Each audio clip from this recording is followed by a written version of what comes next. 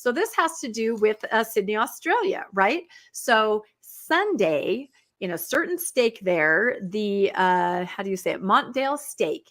All the residents of the stake wake up and there's this email and it's from the Church of Jesus Christ of Latter-day Saints.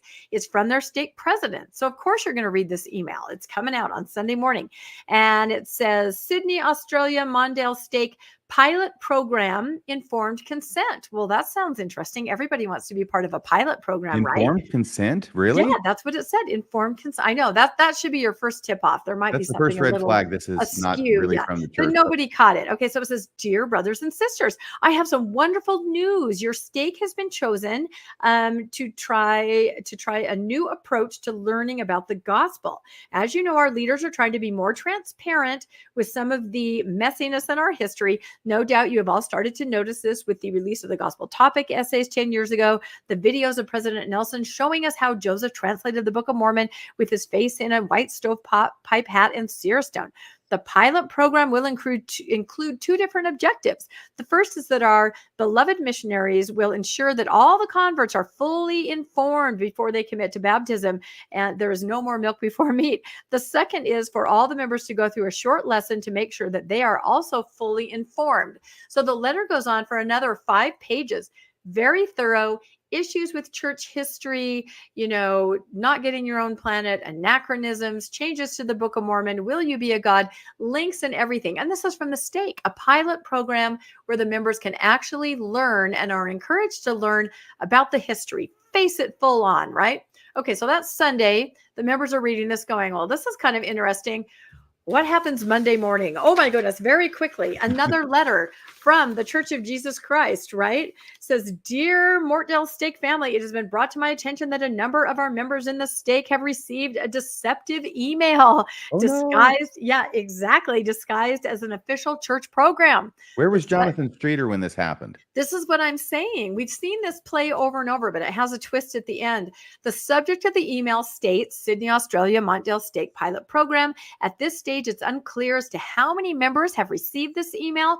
Please note that the email is not from the church, so please disregard and delete it, right? They're desperately trying to do some damage control here. If you have any questions or concerns, please contact a member of the Montdale Stake. So disregard it and delete it. Delete it. It off, take it out in the backyard and burn it. Nope, don't look at it, don't read it, don't do anything. So as we're following along this person posting about this on social media, we're like, oh, well, that's funny.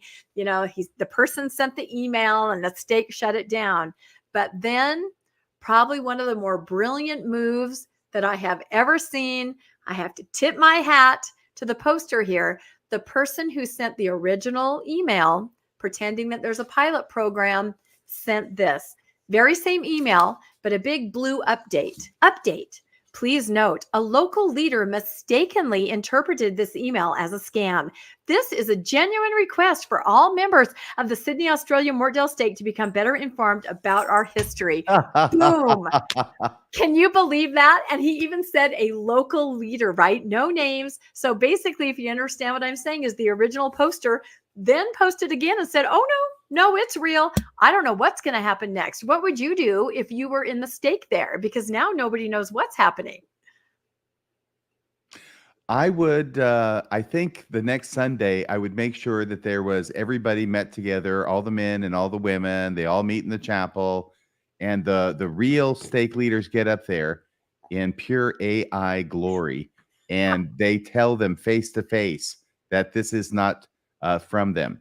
Of course, it's just hysterical to me because it puts the church in the position of saying, we don't want the truth to be told to the members about us. And here's somebody telling the truth about us. Now, the only thing that's not true about it, I haven't read the whole thing, but from what you've said, it sounds pretty legitimate. The issues they're raising, we've gone over these. And mostly all from the church website. I mean, that's what's ironic is that everyone can use their own information. No, they've got a problem. This is the problem the church has, is trying to keep all the information hidden in the internet age. Yeah. I just thought it was brilliant. Bill, any thoughts on that? If my internet is good at the moment, what an upmanship move on the back end to go like, well, actually, it's the other guy who doesn't know what he's talking about. I'm the one. That's what I mean. It's the Spider-Man, right? Pointing at each other. This is Spider-Man. Somebody, I saw you put it up, said legend. And that's it. Exactly. This person is just brilliant. I mean, I'm still laughing at this. So we'll have to see what happens next, because honestly, now there has to be some kind of rebuttal to that. I mean, I feel sorry for these stake members. They're just like, wait, what is what? Up is down. What is real? And then maybe they'll just go, you know what? I'm going to read the document. What is it? I don't know. We'll see. We'll keep you informed though, for sure. Yeah, nothing makes a person want to read a document more than somebody in authority saying, don't read that document. Yep. That's exactly right. It's kind of like when you're a youth and you go to a fireside on morality and they say, no necking and petting. And the next thing you do is you're like, what's that? Do you know what that is? I don't know. Everybody's talking about it, right? Whatever they tell you not to do or not to learn, you got to figure out what that's all about. So I know I was a lot closer in age to the generation that knew what the hell that meant, the necking and the petting. But even in the late 70s, we're all looking at each other and saying, what does that mean? I don't know what they still use that. Is that like kissing on the neck? Is that necking? And what is the petting thing? Is that like stroking your hair? Yeah. Or is it your cat? I don't know. No, I actually saw that question posed on Faithful social media about a month ago. So people are still asking, meaning people are still using it. So I don't know how we went to that topic. Oh, that's right. I segued it, but I think we're done.